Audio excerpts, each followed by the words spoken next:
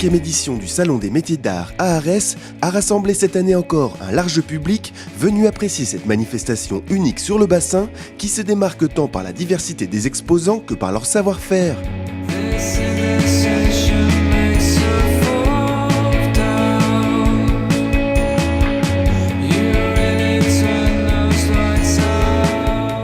C'est donc la 5e édition.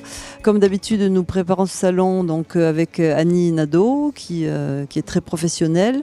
Et la sélection se fait de façon rigoureuse, en sachant que l'on a tout type d'artisans d'art. Ce sont des artisans d'art qui viennent d'ailleurs 13 départements de France. Ce n'est pas seulement des personnes de la région. Il y a 31 artisans en tout. Et 31 métiers, 31 artisans. Alors en fait, tous les ans, avec Annie, nous nous efforçons de renouveler. Alors, le principe, c'est ou bien 2 ans de rang, ou bien, mais pas plus de 2 ans. C'est-à-dire, ça peut être une année, ensuite l'artisan ne vient pas, il revient l'année d'après, mais il y a quand même environ 3/4 des artisans d'art qui sont renouvelés tous les ans. Il y en a pour tous les goûts, il y en a pour les messieurs, il y en a pour les dames. Ça peut être du cuir, ça peut être des vêtements, ça peut être de la pierre. On a d'ailleurs derrière nous, là, nous avons les compagnons du Tour de France qui sont en train de travailler.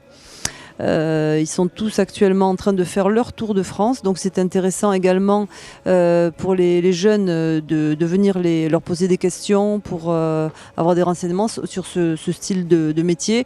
Mais comme je vous disais, ça peut aller ici, alors nous avons du bois, nous avons de la pierre, là-bas nous avons des vêtements pour les enfants et des accessoires pour les enfants.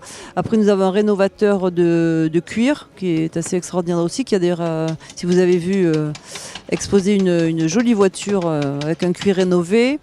Nous avons également des maquettistes, mais à l'intérieur, nous avons donc Marielle Philippe qui fait des pots de poissons en maroquinerie, mais nous avons une rotinière, nous avons donc, je vous l'ai dit, des vêtements, des poupées de collection, des bijoux bien sûr.